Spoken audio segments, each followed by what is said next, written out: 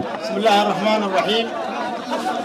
الحمد لله رب العالمين، والصلاة والسلام على سيدنا محمد صادق الأمين وعلى آله وصحبه أجمعين. أيها الحشود، أيها الحاضرون جميعا كل باسمه وصفته، أرحب بكم ترحيب في هذا اليوم المبارك، ونهنئكم جميعا بعيد الفطر المبارك، ونهنئكم بالنصر، نهنئكم بالانتصارات التي حققتموها، وما هذا الجمع اليوم الا نصر باذن الله تعالى. نحييكم على كل مواقفكم وصمودكم في خدمة بلادكم حضرموت، وكل ما قدمتموه من تضحية في سبيل أن تكون حضرموت آمنة مستقرة بإذن الله، مستقلة في إقرارها. لا شك أننا هذا الموقف ليس من فراغ، وهذا الاحتشاد وهذا التدافع من كل حدب وصوب، من حضرموت الصحراء، من الرمل، من شرق حضرموت، من العبر، من شرق الساحل، ومن غرب المكلا، من هضاب حضرموت، من كل الأودية، من كل المدن، من كل المجريات. هذا ليس من فراغ، هذا موقف داعم للوطن، موقف داعم لقضية، موقف أتى من نتيجة تراكم مظالم بالسابق. حضرموت تعرضت لا شك، وكل يعرف أن حضرموت تعرضت خلال السابق لمؤامرات كثيرة، استهداف منذ 67 اختطف قرار حضرموت استهدفت سياسيا من خلال شن القرار السياسي من يد أهل حضرموت، وتمليك القرار السياسي لأطراف من خارج حضرموت، أطراف مهيمنة سياسيا وأحزاب استهدفت القرار السياسي إلى يومنا هذا. كذلك استهدفت حضرموت في الجانب الأمني والعسكري من خلال شن القرار العسكري من يد أهل حضرموت، من يد القادة العسكريين الحضارم والأمنيين.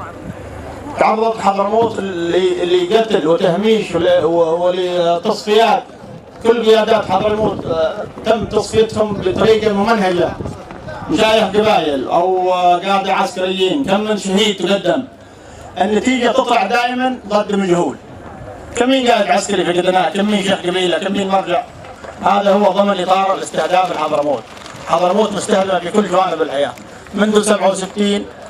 يعني لم تكن ضم حضرموت قصدي بطريقة شرعية، ولا باستفتاء، ولا بديمقراطية انتخابات، ولا باتفاقيات دولية. هذه كانت بالقوة وباستخدام بعض الناس المتعاونين من الداخل الذين سهلوا هذه العملية. ما بعد هذا اليوم كل العمل باطل، من بعد 67 اليوم كل ما ابتنى على باطل هو باطل.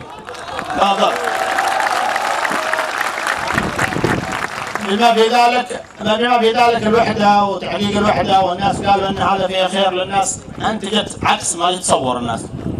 نحن الحضارة كنا نمد أيدينا لمشاركة الآخرين في بناء الدولة، لكننا وصلنا إلى طريق مسدود مع أطراف عشاق الحرب، أطراف عشاق الحروب، عندهم غاية في الحرب يعيشوا منها، لا يمكن أن نصل معهم في نتيجة إطلاقا. واليوم أنتم بمواقفكم وبمواقف كل الحضارة على الأرض، حضرموت تطلب الحكم الذاتي.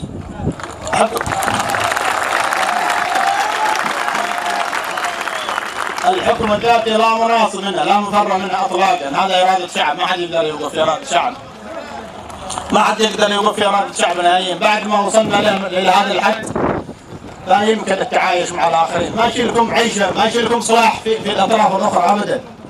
مهما قدمنا، مهما يعني سهلنا، مهما اعطينا تنازلات، ما فيش عيشه لحضرموت ولا فيش مستقبل مع الاطراف الاخرى ابدا. لا تعاينوا شيء اسمه صلاح كهرباء، ولا بنى تحتيه، ولا طرقات، ولا غيره. من نطالب من نطالب اطراف لديها. نحن عندنا حضاره مشكله مثلا في الكهرباء وفي الطرقات وفي غيرها، اللي نطالبهم عندهم 1100 مشكله هناك. عندهم اطراف تحتاج انها تصنع مشاكل يوميا، عندهم عشاق في الحروب، في الازمات، معيشتهم في الازمات.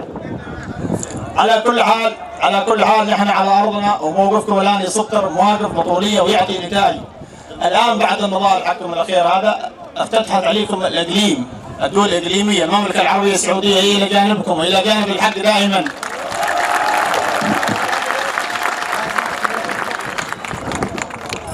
الاشقاء في المملكه العربيه السعوديه نحن خلال زيارتنا الأخيرة التقينا ببعض القادة أصحاب القرار في الصف الأول، والتمسنا منهم المصداقية، والتمسنا منهم مع الحق دائما، ووقوفهم مع حضرموت ما هم ولا مع الحق وقوفهم بإذن الله. يعني كل قضايا حضرموت اللي مرت بها، وكل اللي نطالب به حاليا، وكل الأزمة اللي نحن فيها هم منطلعين عليها، وإذا وقفنا على أرضنا لن تلاقوهم إلا بجانبكم إن شاء الله. ستشهد حضرموت خلال المرحلة القادمة متغيرات إيجابية إن شاء الله، على مستوى الخدمات، على مستوى الأمن والتجنيد، على مستويات كثيرة جدا، على مستوى تقرير مصير سياسي إن شاء الله. الهيمنة من الأطراف الأخرى لا يمكن نحن نعود للهيمنة مهما كان أبدا. لا يمكن أن نحن نعود تحت هيمنة أي من الأطراف، لأن قد قدمنا شهداء، إلا إذا عادوا الشهداء حقنا، إذا رجعوا الشهداء حقنا ممكن نعود.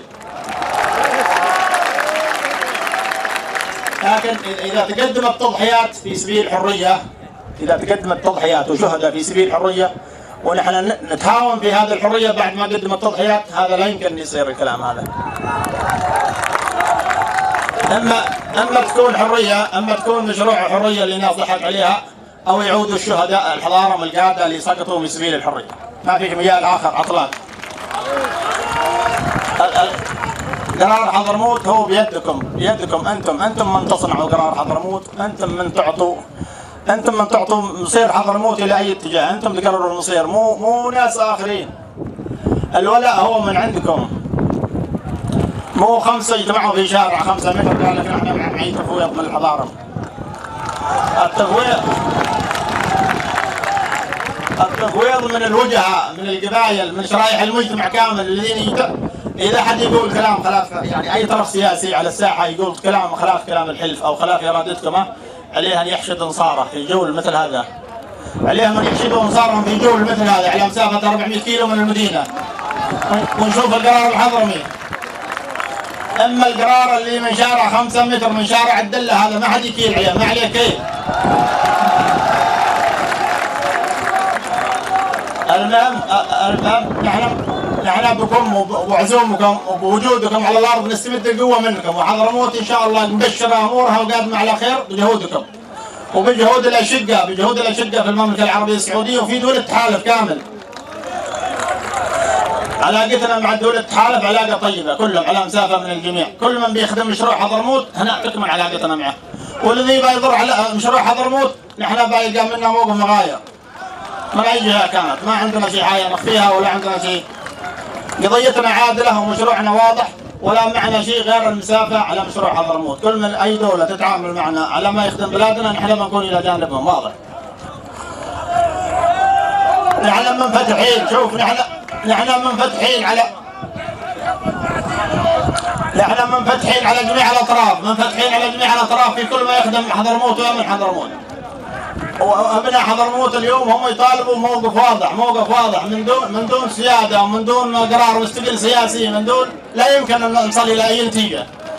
الحكم الذاتي هو الخيار الوحيد للحضارة الذي قد الحضارة قرروه، وإن شاء الله ما بيصير غير ما إرادة الشعب.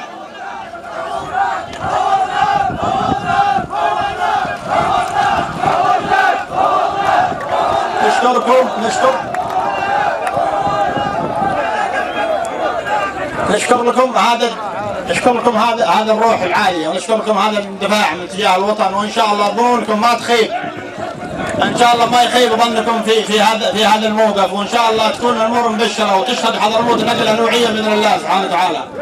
نحن معكم منكم وإليكم، ولن نترك هذه المواقف تروح بالخارج.